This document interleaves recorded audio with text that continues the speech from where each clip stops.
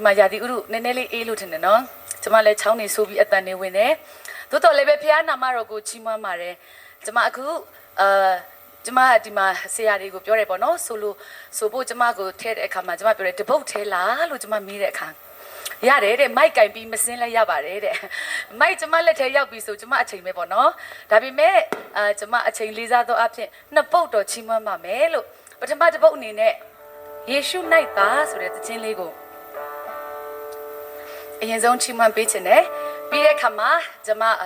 အင်္ဂလိပ်သခြင်းလေးတစ်ပုတ်နဲ့ဆက်လက်ပြီးတော့မှချီးမွမ်းမှာဖြစ်ပါတယ်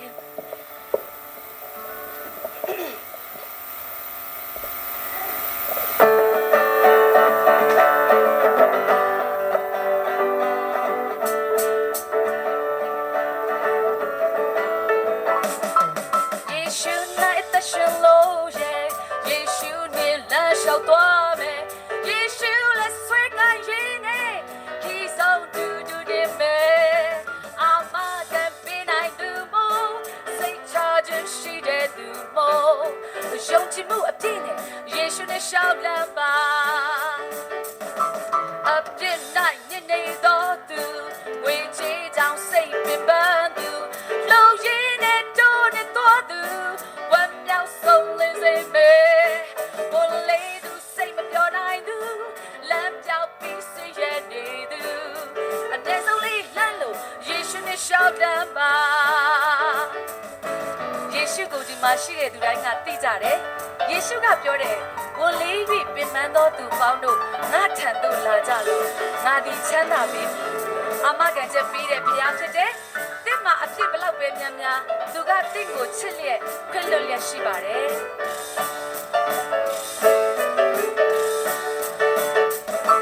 ။ယေရှု၌အသက်ရှင်လို့ရဲ့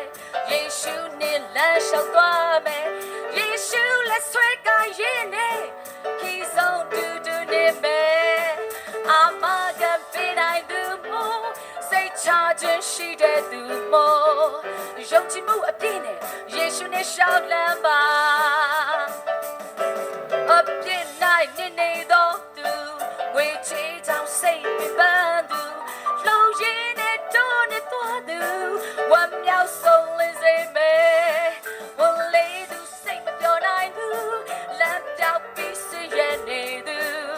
အနေဆုံးလေးလမ်းလို့ယေရှုနဲ့ရှောက်လမ်းပါ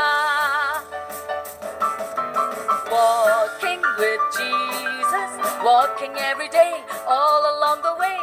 walking with Jesus alone walking in the sunlight walking in the shadow walking every day all along the way walking with Jesus alone ရောက်စီတိုင်းယေရှုနဲ့ရှောက်လန်းတဲ့သူတွေဖြစ်ပါစေကျေးဇူးတင်တယ်ဆရာကြီးဦးညွန့်လာရဲ့စကားကိုပြန်လဲကြားရမိတယ်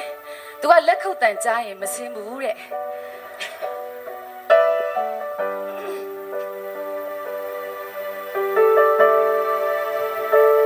ဒါကတော့မိတ်ဆက်ချင်ပါတယ်ကျမရဲ့တူဒီသောခင်မွန်းဖြစ်ပါတယ်အခုကျမချီးမွမ်းမဲ့တခြင်းလေးကသူကနေပြီးတော့မှတန်စင်လေးထည့်ထားတာဖြစ်တယ်ဒီတခြင်းစာသားလေးကတော့ bible.com ကနေပြီးတော့မှရရှိထားတဲ့စာသားလေးပဲဖြစ်ပါတယ်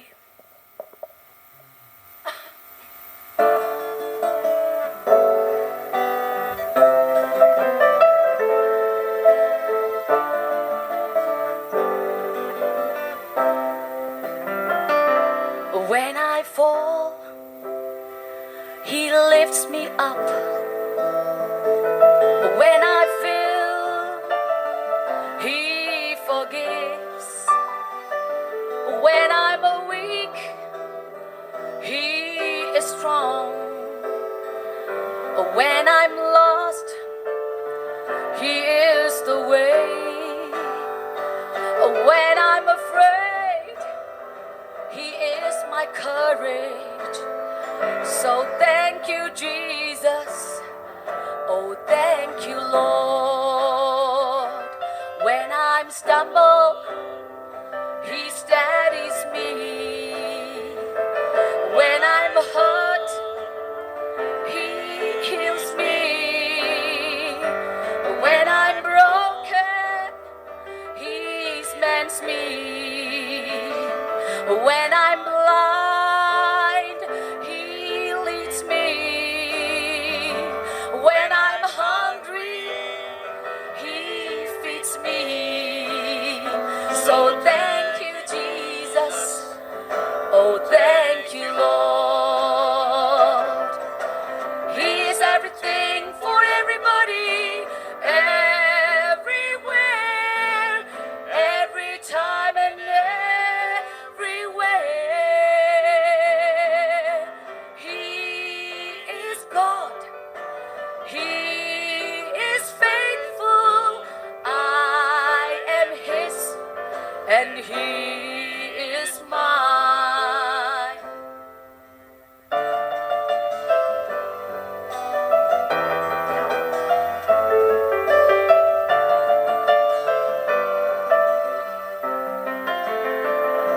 When I face trials, He is with me. When I face persecution, He shields me. When I face problems, He comforts me. When I face loss, He provides for me. When I face death, He carries me home. So thank you, Jesus. Oh, thank you, Lord. He is everything for everybody, everywhere, every time and everywhere. He is God. He is faithful. I am His, and He is mine. He is everything for everybody, everywhere, every time and everywhere. He is God. He is faithful. I am His, and He is mine. You are His, and He is yours. Amen. အရောက်စီတိုင်းပေါ်မှာဖျားရှင်တာ၍တာ၍ကောင်းကြီးပေးပါစေ။ လုံးမင်္ဂလာပါ။ဒါသခင်ကျေးဇူးတော်အထူးပဲချီးမွမ်းတယ်ပထမဆုံးရောက်တယ်။အားရပါရကိုကိုွယ်ရတယ်နော်။ကိုယ်တော်ချီးမွမ်းခြင်းတွေရတယ်တကယ်ကောင်းငင်သားတွေလိုပဲနော်။ဘုရားသခင်လည်းကျွန်တော်အလယ်မှာရှိနေပါတယ်။ဆိုတော့ဒီနေ့ကတော့ကျွန်တော်တို့ကိုဒီဥဆောင်မှုခေါ်လာပေးတဲ့နော်။ဥချက်ခီယိုပေါ့နော်။ရှာကြီးပေါ့တို့လည်းကျေးဇူးတင်တယ်ကျွန်တော်ကောင်းမွန်လက်ခံပေးတဲ့ရောက်လာတဲ့အိမ်တွေခါတယ်ကောင်းမွန်အိမ်ရတယ်နော်။ရေချူတာမနေ့ကကျွန်တော်ကဟိုရေဘူးရေအေးမသိတော့နော်ဟိုချမ်းလိုက်တာဒီကရေဘူးရေသိပါအဆင်ပြေသွားပြီနော်စားရတော့တာလေအင်မတန်ကျေးဇူးတင်ကြောင်းပြောချလိုပါတယ်ကျွန်တော်ဒီကိုလာတဲ့အခါမှာနော် WCT ပေါ့နော် W ဆိုတာ woman ပြောပါတယ် woman ဆိုတာအမျိုးသမီးတွေပါကျွန်တော်အထူးသဖြင့်အမျိုးသားတယောက်တော့ပါပါတယ်နော် WC ကျတော့ Christian ဖြစ်ပါတယ်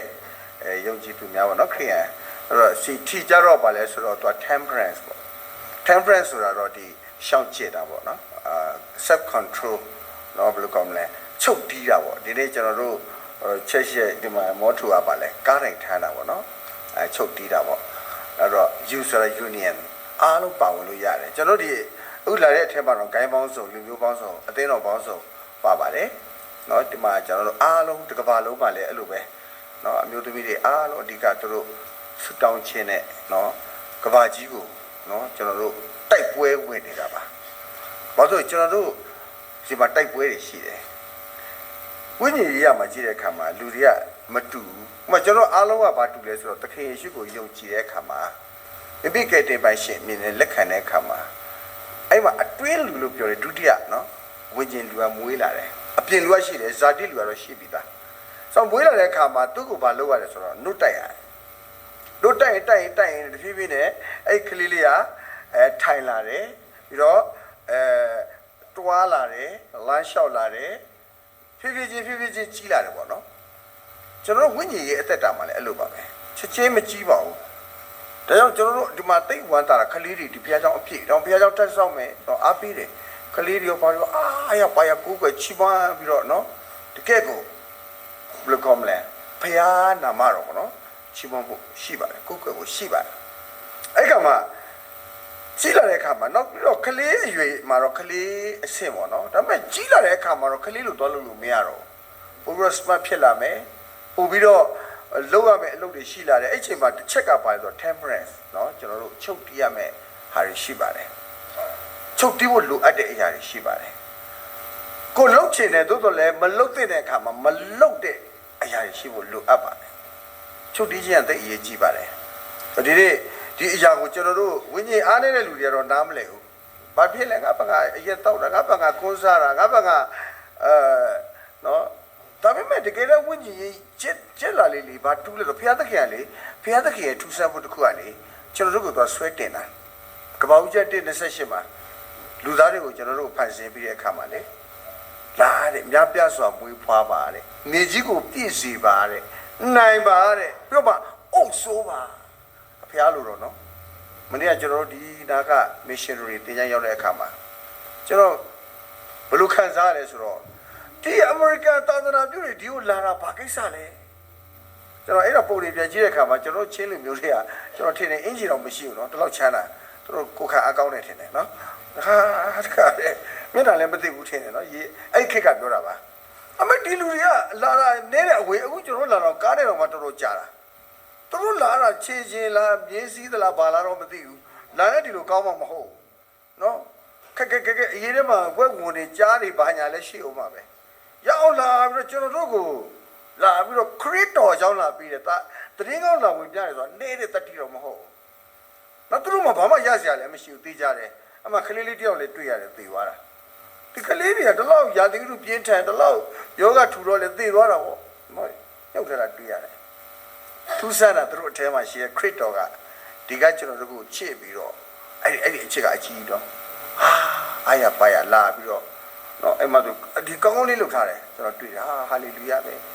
တော့ပဲအခုကျွန်တော်ကြည့်တဲ့ချင်းတွေကတော့ smart ပဲကျွန်တော်လိုပဲဒါဒီအင်ဂျင်မျိုးပေါ့နော်တကယ်ခုတ်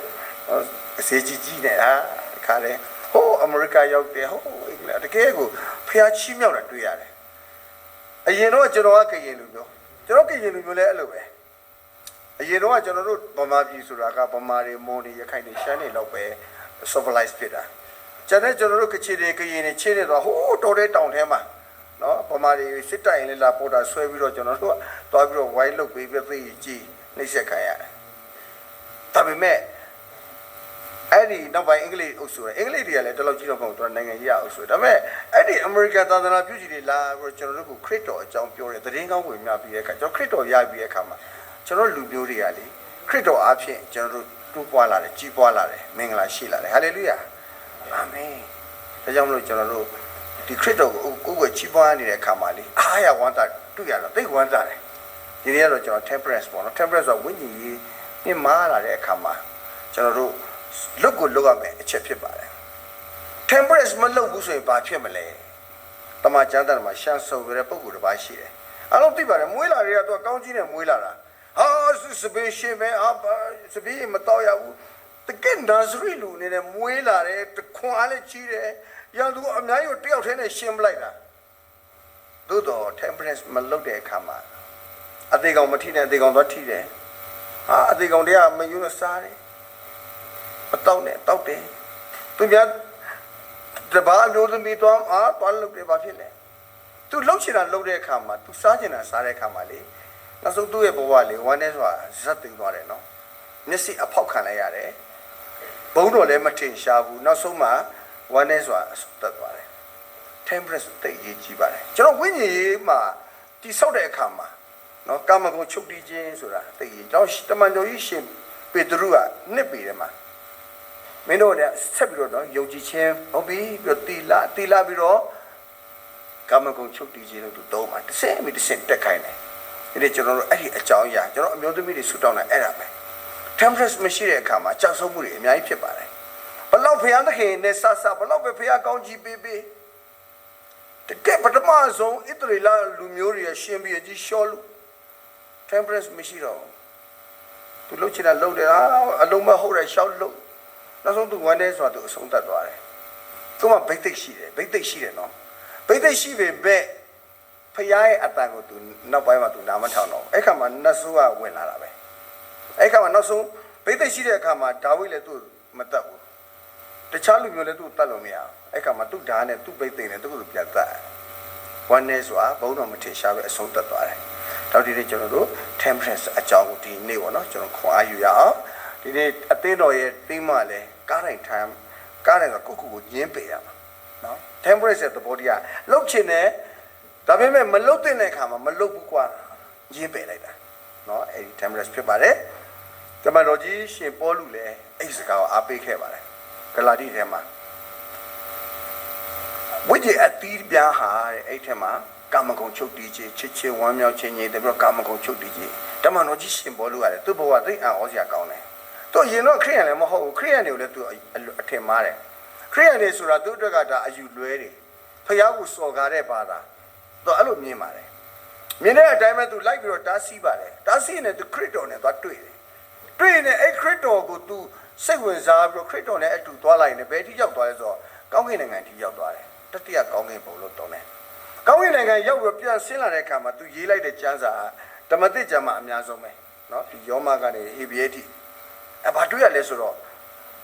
သူကအဲ့ဒီမှာကောင်းကင်ကိုရောက်ခဲ့တဲ့အတွက်ကောင်းကင်မှာရှိတဲ့အရာတွေသူမြင်တယ်ကောင်းကင်မှာလက်ခံတဲ့အရာတွေမြင်တဲ့အခါမှာဒီအကြောင်းအရာတွေရေးထားတယ်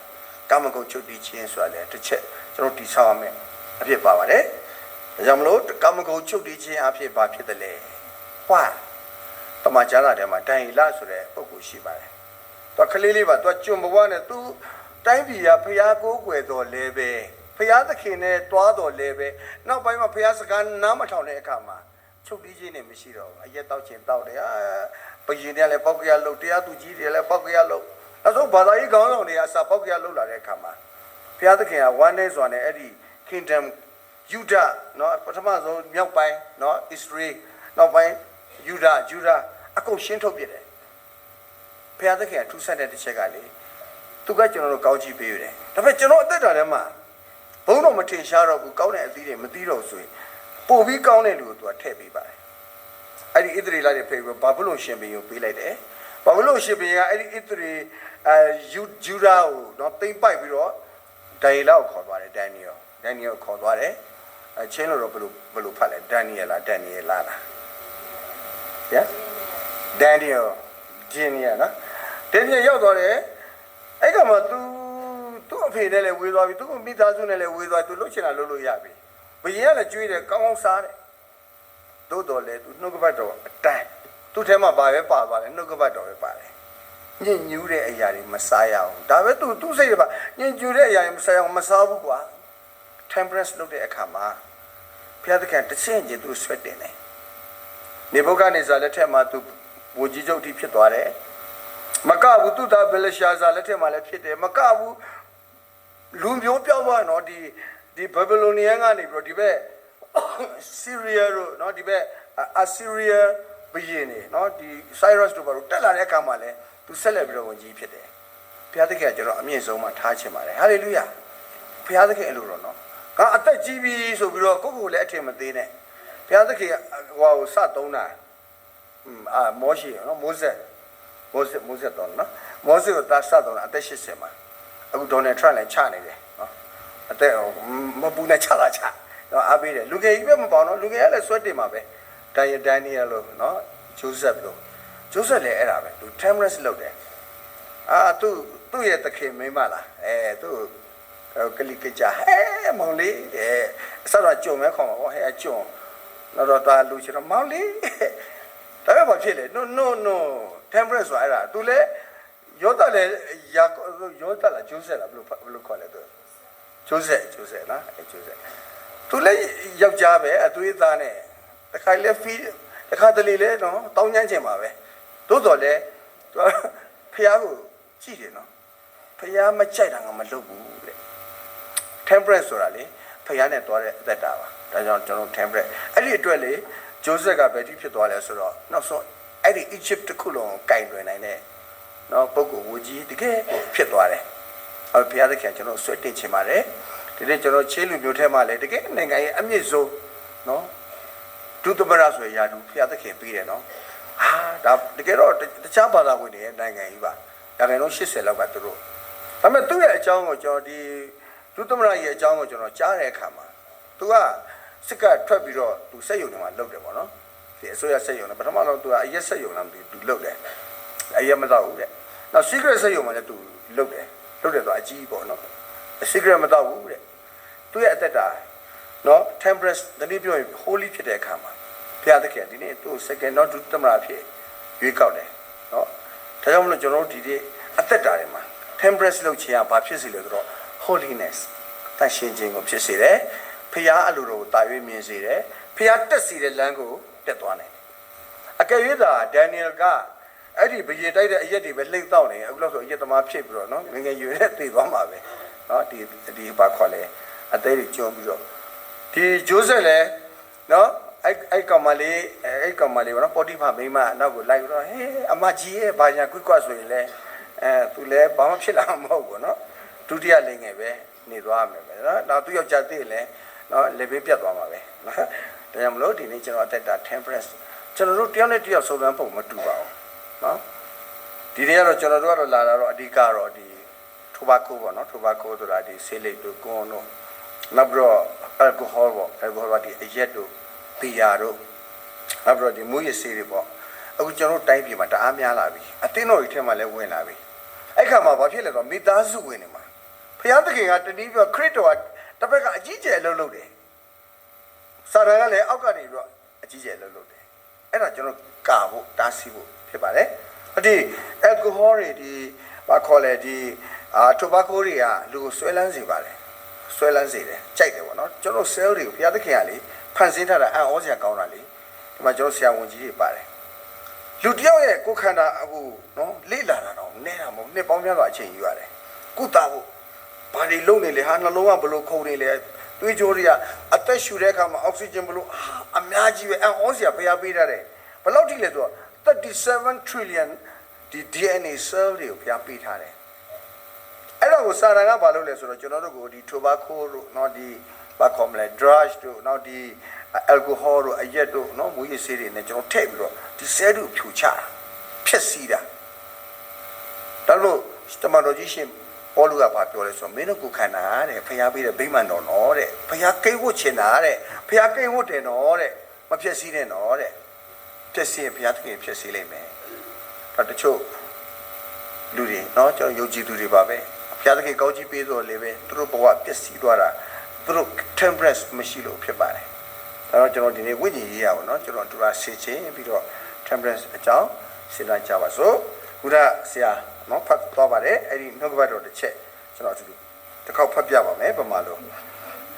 တပေရှေပေဒရူအော်ရစာပထမဆောင်အခန်းကြီး1အခန်းငယ်15 16တင်တို့ကိုခေါ်တော်မူသောသူသည်တန်ရှင်းတော်မူနေသည်သူကြည်ကြံပြုမှုသူများနဲ့တန်ရှင်းခြင်းရှိကြလောအကြောင်းမူကားငါသည်တန်ရှင်းတော်မူသောကြောင့်တင်တို့သည်လည်းတန်ရှင်းခြင်းရှိကြလောဟုကျမ်းစာလာသည်ခဏဆုတောင်းရအောင်ပါဗျာတန်ရှင်းသောဝိညာဉ်တော်အပြင်ကျွန်တော်တို့ကိုနှုတ်ကပတ်တော်ကိုဖွင့်ပြပါသခင်ယေရှုနာမ၌ယူတည်စွာစက္ကန့်နဲ့ဆုတောင်းကြပါ၏ဖျားရှင်အာမင်ကျွန်တော်တို့လေဖခင်နဲ့အဆက်အသွယ်လုပ်တဲ့အခါမှာလေအရေးကြီးတဲ့ချက်ကဖခင်အလိုတော်ပါလေ What is the will of God ဖခင်အလိုတော်ပါသိရေးကြီးတယ်စတမကျမ်းစာမှာဘုရားအလိုတော်တွေအများကြီးဖွင့်ပြထားတဲ့အထက်မှာဒီနေ့တစ်ချက်ပဲကျွန်တော်အတူတူကဆင်ခြင်ပါမယ်စဉ်းစားမယ်အဲ့ဒါဘာလဲဆိုတော့ holiness တိုက်ရှင်းခြင်း holy တမန်တော်ကြီးရှင်ပေတရုကအဲ့ဒီကိစ္စကိုပြောတယ်ငါတို့ကိုးကွယ်တဲ့အရှင်အားတဲ့ငါတို့ခေါ်ရတဲ့လူကတန့်ရှင်းတယ်နော်တဲ့မင်းတို့တန့်ရှင်းရမယ်အဲ့ဒီအကြောင်းကိုလည်းကျွန်တော်တို့ဒီဘယ်မှာတွေ့ရလဲဆိုတော့ဘုရားသခင်ကိုယ်တော်တိုင်နော်ဝိပုယကျမ်းအခန်းကြီးဝိပုယကျမ်း Leviticus ပေါ့နော် Leviticus 19နော်19အငယ်1မှာဘယ်လိုပြောလဲဆိုတော့တပန်းမောရှေအားထာဝရဘုရားကတင်သည်ဣသရေလအမျိုးသားပရိသတ်အပေါင်းတို့အားဆစ်ဆိုရမည်မှာတင်တို့ဒီဘုရားသခင်တင်တို့ဤဘုရားသခင်ကထာဝရဘုရားသည်တန်ရှင်းသောကြောင့်တင်တို့လည်းတန်ရှင်းခြင်းရှိကြလောငါတန်ရှင်းတယ်တဲ့မင်းတို့တန်ရှင်းရမယ်ဒါဘုရားသခင်ရဲ့အလိုတော်ဖြစ်ပါတယ် ဒီနေ့ဒီအကြောင်းအရာကိုကျွန်တော်အသက်တာမှာဆင်ခြင်စဉ်းစားပြီးတော့အတူတကွဒီဆောက်ကြပါစို့ကပ္ပဦးကျမ်းအခန်းကြီး1အခန်းငယ်1အားလုံးသိပါတယ်အတူတူဆိုကြည့်အောင်အဆောင်နိုင်ချင်းလို့ပဲရတယ်လားအဆောင်မှာဘုရားသခင်သည်ကောင်းကင်နဲ့မြေကြီးကိုဖန်ဆင်းတယ်ကောင်းကင်လို့ပြောတဲ့အခါမှာလေကောင်းကင်သားတွေအများကြီးပါတယ်နော်ဒီမျက်စိတော့မမြင်နိုင်ဘူးဒီအထက်ကဝိညာဉ်နဲ့မြင်နေတဲ့ကောင်းကင်သားတွေအများကြီးပါတယ်တိတ်ရေးကြီးပါတယ်ဒီနေ့ကျွန်တော်တို့စတာနဲ့ဘုရားသခင်ကကောင်းကင်ကိုဖန်ဆင်းတယ်ကောင်းကင်သားတွေဖန်ဆင်းတယ်အဲ့ဒီကောင်းကင်ကိုဖန်ဆင်းတဲ့အခါမှာကောင်းကင်သားတွေကလေအင်မတန်လှတယ်ကျွန်တော်ထိုင်နေကျွန်တော်တို့ဒီကြလေးအင်မတန်တော်တယ်အင်မတန်လည်းတော်တယ်နော်အဲ့ဒီမှာကောင်းကင်သားတွေထဲမှာကောင်းကင်သားတစ်ယောက်ကကောင်းကင်တမန်ကြီးတစ်ယောက်ကအချောဆုံးအလှဆုံးအတော်ဆုံးကဘာထင်လိုက်လဲဆိုတော့သူ့စိတ်ထဲမှာဘာဝင်သွားလဲဆိုတော့မာနသတိထားပါမာနဝင်သွားရင်ကြောက်စရာသိကောင်းပါလေငါအတော်ဆုံးငါအခေါင်းဆုံးငါအချောဆုံးငါတချေဆိုတာအတော်ဆုံးတော့ဆရာမစပယ်တဲ့ဆိုငါသိတော်တာလေငါအတော်ဆုံးမာနတွေဝင်လာတယ်မာနဝင်လာတဲ့လူကလေထူးဆန်းတာလေသူ့ရဲ့တာတဲ့လူကိုမနာလို့စိတ်ဝင်သွားတယ်နော်ကြည့်ပါဦးဘုရားသခင်သူမနာလို့တော့မနာလို့တဲ့အခါမှာမုန်းလာတယ်နောက်ပြီးတော့မာနရှိတဲ့လူကလေသူ့ရဲ့နေတဲ့လူကိုလေအထင်သေးတယ်နော်မကနဲ့မလာနဲ့မာနရှိလိုက်ရင်လေမင်းကမာနနော်မာနဝင်သွားတာလေခုနပြောတယ်မနာလို့စိတ်တွေမုန်းတီးစိတ်တွေဘုရားပေါ်မှာတခြားလူပေါ်မှာမြင့်တဲ့လူတွေပေါ်မှာဒီလိုပဲကိုယ်ရဲ့နေတဲ့လူတွေပေါ်မှာလည်းဝင်လာတယ်နောက်ဆုံးမှတူတူပြောရရင်အဲ့ဒီကောင်းကင်တမန်နဲ့အတူသူ့နောက်ကိုလိုက်တဲ့ကောင်းကင်တမန်သုံးမှုတစ်ပုံဟာအဲ့ဒီကောင်းကင်သားတွေဘုရားသခင်ရှိတဲ့နေရာမှာနေလို့မရတော့ခုမှတော့ဘုရားကိုချီးမွမ်းတယ်ဘုရားကိုကွယ်မာနလည်းမရှိဘူးချစ်ချင်းမေတ္တာနဲ့ပဲပြည့်တဲ့အခါမှာသူကမုန်းတီးခြင်းတွေရှိလာတဲ့အခါမှာကွယ်သွားတယ်အဲ့ဒီအုပ်စုကသုံးမှုတစ်ပုံကဘာဖြစ်သွားလဲဆိုတော့ဒီအာကာသနဲ့ကဘာမြေကြီးပေါ်မှာသူတို့နေရာယူတယ်မပြေရဘူးအလုပ်လုပ်တယ်သူတို့ဘယ်လိုခေါ်လဲဆိုတော့တရေတို့တစီတို့ဖုတ်တို့ပိတ်တာတို့အောက်လန်းတို့နောက်ပါရှိသေးတယ်မကောင်းဆိုးရတို့တရေတို့စားသဖြင့်ပေါ့လေသူနာမည်တော့အစုံပဲဒါပေမဲ့ဒီကောင်တွေအတူတူပဲဖျားနဲ့ကွဲသွားတဲ့အခါမှာလေသူတို့ရုပ်တွေလည်းဆိုးသွားတယ်သူတို့ရဲ့စိတ်တွေလည်းဆိုးသွားတယ်ဘာဖြစ်သွားလဲဆိုတော့သူတို့ကဘုရားသခင်ဖန်ဆင်းတဲ့အရာတွေအားလုံးကိုဖျက်ဆီးဖို့ကြိုးစားနေတယ်ပြီးတော့ဘုရားသခင်ကလူကိုဖန်ဆင်းလိုက်တဲ့အခါမှာလေဘုရားသခင်ကထူးဆန်းတာသူ့ရဲ့သဏ္ဍာန်တော်ထည့်လိုက်တာခုနကောင်းကင်တမန်တွေတော့သူ့သဏ္ဍာန်တော်မပါဘူးနော်ကောင်းကင်သားတွေအနေနဲ့ဖန်ဆင်းတယ်လူတွေကြတော့ကောင်းကင်သူ့ရဲ့သဏ္ဍာန်တော်ထည့်ပြီးတဲ့အခါမှာသူနဲ့အတူအလွတ်လွတ်ဖို့ကဘာကြီးကိုတော့အုပ်ဆိုးဖို့စัจ java လာကိုအုပ်ဆိုးဖို့ဘုရားကဖန်ဆင်းလိုက်တယ်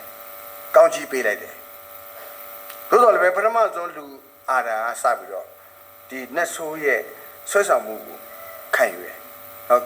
ခံယူရတယ်ကြဆုံးသွားတယ်ဒီနေ့ကျွန်တော်တို့အသက်တာမှာလည်းဘုရားသခင်အမြဲတမ်းအရှိမတကားတစ်ခုချထားတယ်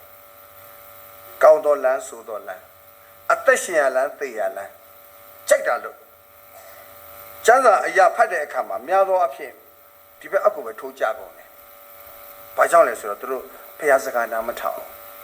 ဒီနေ့ကျွန်တော်ဘုရားစကားနားထောင်ဖို့လိုပါတယ် temperance ဒါဘုရားမကြိုက်ဘူး no မလုပ်ဘူးဘုရားဆွတ်တင်တော့ပါလိမ့်မယ်ဒါဘုရားကြိုက်တယ်လုပ်ရမယ်နော်အဲ့ဒီခါမှာကျွန်တော်အသက်တာမှာဘုရားသခင်ဆွတ်တင်ပါလိမ့်မယ်ဒံယေလလိုဖြစ်လာပါလိမ့်မယ်နောက်ဒီနေ့ကျွန်တော်တို့ရဲ့ဝိညာဉ်မှာငါအသက်တာတန်ရှင်းရလားဘုရားသခင်ကပြောတယ်နော်ငါတန်ရှင်းနေနေတူသင်တို့လည်းတန်ရှင်းပါဒီခါမှာကျွန်တော်တို့ရွေးချယ်ရပါလိမ့်မယ်ဒီနေ့ညဉ့်ညူးခြင်းအနေနဲ့စာတန်အကြီးကျယ်လုပ်ပါပြီမျက်လုံးထဲကဝင်လာတဲ့အရာတွေနားထဲဝင်သွားတဲ့အရာတွေအများကြီးကလည်းစိတ်ထဲဝင်သွားတဲ့အခါမှာလေညဉ့်ညူးမှုတွေအများကြီးရှိလာတယ်ခုနစာတန်နဲ့အုပ်စုနော်သူတို့အုပ်စုကလူတွေကိုလိုက်ပြီးတော့ဆွဲဆောင်တဲ့အခါမှာဘာတွေ့ရလဲဆိုတော့ဒီကဘာဦးကျန်းမနေ့ကတော့ကျွန်တော်တို့အတူတူစဉ်းစားကြသေးတယ်နော်သူချောင်းနဲ့ကဘာဦးကျန်းခန်းကြီး6အခန်းငယ်4မှာထို့နောက်လည်းတဲ့ဘုရားသခင်ဤသားတို့သည်လူသမီးတို့နှင့်ဆက်ဆံ၍ရသောသားတို့သည်အာကြီးသောသူရှေးကာလမှစ၍ကြော်စောသောသူဖြစ်ကြ၏ ဖျားသခင်နဲ့သားဖျားသခင်နဲ့သားဆိုတာလေဖျားကိုစိတ်ဝင်စားတယ်ဒီနေ့ကျွန်တော်တို့ဖျားကိုကိုးကွယ်ရတာပျော်တယ်ဖျားကိုချီးမွမ်းရတာဝမ်းသာတယ်လူသမီးကြတော့ဗာလဲဆိုလူတွေကိုစိတ်ဝင်စားတယ်ဟဲဘယ်သူဘာလုပ်နေလဲဟာဘယ်သူဘာဝတ်ထားလဲဟာဘယ်သူဘာစားနေလဲလဲစိတ်ဝင်စားတယ်သူတို့တွေကပေါင်းတဲ့အခါပါတဲ့ဘာတွေထွက်လာလဲဆိုတော့အာကြီးတော်သူတဲ့နော်အာကြီးတော်သူတကိုးမှအာကြီးတော်သူရှိနော်ကြော်စောတော်သူတဲ့နော် popularity တကယ်ကိုဖျားချီးမြှောက်တယ်အားကောင်းတဲ့လူတွေအားကြီးတဲ့လူတွေအာနာကြီးတဲ့လူတွေတကိုးကြီးတဲ့လူတွေနော်အားထင်ပေါ်တဲ့လူတွေကြော်ကြားတဲ့လူတွေနာမည်ကြီးတဲ့လူတွေဖျားဖန်ဆင်းပေးတယ်ထူးဆန်းတဲ့လူတွေကလေကောင်းကြီးမင်္ဂလာမြင်များရလာလေဘာဖြစ်တယ်လဲဆိုတော့ဖျားကိုမေ့သွားတတ်တယ်ဖျားသခင်ကလေကောင်းကြီးတအားပေးခြင်းတဲ့လူတွေကိုပေးခြင်းတော့လည်းပဲလူတွေရဲ့ဘာဖြစ်တော့ခံယူမှုအဆင်သင့်မရှိရင်လေပြည့်စည်သွားနိုင်တယ်ဒါမို့အခန်းငယ်9ကိုကြည့်တဲ့အခါမှာမြေကြီးပေါ်မှာလူအပြစ်ကြီး၍သူ၏စိတ်နှလုံးအကြံရှိသမျှတို့သည်အစင်မပြတ်ဆွညစ်ခြင်းတက်တက်ရှိကြောင်းကိုဘုရားသခင်သိမြင်တော်မူလေဒီနေ့ကျွန်တော်ပြောချင်တာနှလုံးသားပါပဲဒီနေ့ကျွန်တော်တို့ဘာကြည့်နေလဲမကောင်းလို့ဆိုဖြတ်လိုက်တော့ temperance နော်ညင်းပယ်လိုက်တော့ကျွန်တော်ဗန္ဒာထောင်နေလေမကောင်းတာကြားနိုင်ရင်လေဖယ်လိုက်တော့ဘာလို့ဒီဟာတွေအားလုံးကကျွန်တော်ဒီထဲဝင်လာတာအနည်းဆုံးဒီထဲဝင်လာတဲ့အခါမှာဒါတွေကပြန်စဉ်းစားပြီးတော့ဒီထဲရောက်သွားတယ်ဆိုတော့ကျွန်တော်တို့နှလုံးသားဘာတွေဖြစ်လာလဲဆိုတော့မတန့်ရှင်းတော့အမိုက်တွေမုန်တီချင်းတွေမာနတွေတော့လူတွေကမွေးလာတယ်တဝက်ပါလာတယ်ဖခင်ရဲ့တရံတော်ဖြစ်တဲ့ကောင်းမြတ်ဆုံးနေခြင်းချစ်ချင်းမြတ်တာပါလာသလိုစာရန်ရဲ့ထည့်ထားတဲ့မကောင်းတဲ့အရာတွေလည်းအများကြီးပါလာတယ်ပါလာတဲ့အခါမှာကျွန်တော်တို့ကအမြဲတမ်းနေ့တိုင်းမှာရွေးချယ်ရတယ်ဒီတဲ့ဒုက္ခဘတ်တော်ဖခင်သခင်ကပါပြောတယ်ငါတတ်ရှင်းတယ်မင်းနဲ့တတ်ရှင်းရမယ်ကျွန်တော်အကြောင်းလေးအနေငယ်တက်ခံနေပါတယ်ကျွန်တော်အရင်တော့ကနော်ဒီ၄တန်း၅တန်းမှာဆိုကျွန်တော်ကလူကြီးတွေကဆက်လက်တောက်တော့ကျွန်တော်ကဆက်လက်ခိုးတောက်တာပေါ့ဘယ်ဆက်လက်ကကောင်းမှမကောင်းလားစားတောက်တော့ချောင်းနေဆူမျက်ရည်ထွက်လက်ဘေးတွေပူနာဒါမှထပ်တလဲလဲလုပ်တဲ့အခါမှာလေတောက်တက်သွားတယ်နော်ဆက်လက်ကိုကြိုက်သွားတယ်ကိုခံဒါပေမဲ့အမှဆဲတွေအများကြီးပြေသွားတယ်ကျွန်တော်မသိလိုက်ဘူးရုပ်ရှင်မင်းသားမင်းသမီးလဲတောက်သူလဲတောက်ကိုလဲတောက်နောက်တော့တပူတော့ကုန်တယ်ဆက်လက်တောက်ရင်လည်းဘာတွေပါလာလဲဆိုတော့ဆေးကြောင်တွေလည်းပါလာ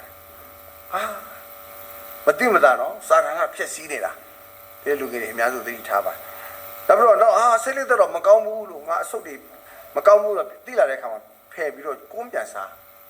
ဒီထိုဘာခိုးကတအားလူဆွဲစီတယ်စားနောက်လင့်တယ်လို့အရက်တွေပဲတောက်တယ်နော်အရက်တောက်မူအရက်ဆိုတာလည်းတကယ်တော့ကောင်းတာလည်းမဟုတ်ဘူးတောက်လိုက်ရင်ခါသလားမမင်းနဲ့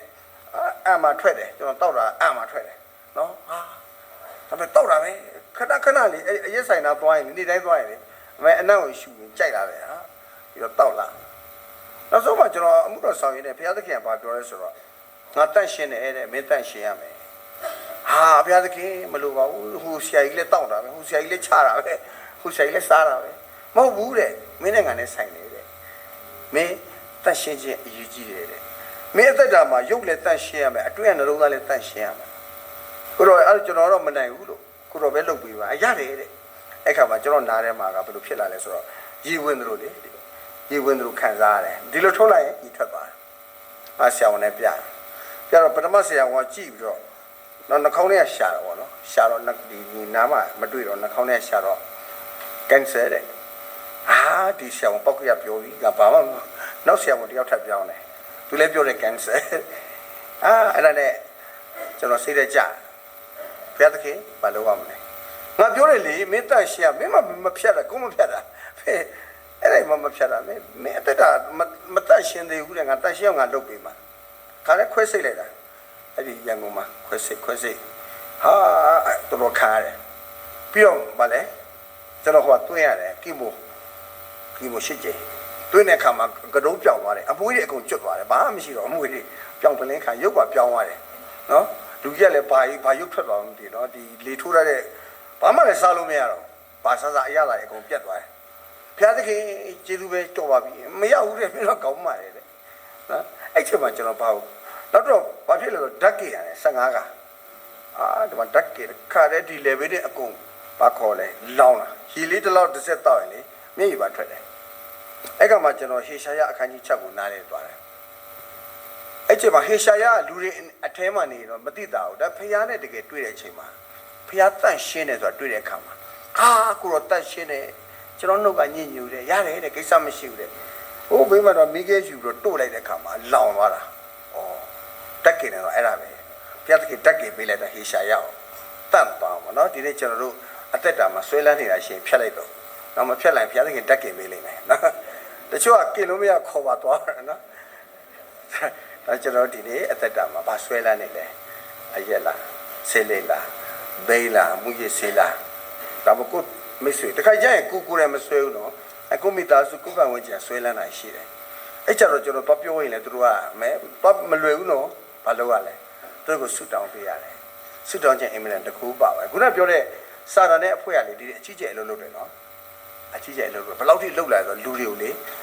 တောင်းတဲ့တန်းနဲ့ချီပြီးတော့တပ်ပစ်နေပြီနော်အခုအများကြီးပဲအခုဘာလဲ virus တွေပါတယ်အမျိုးမျိုးနဲ့ virus ဆိုတာတေးသေးလေးတော့မသိရအောင်နော်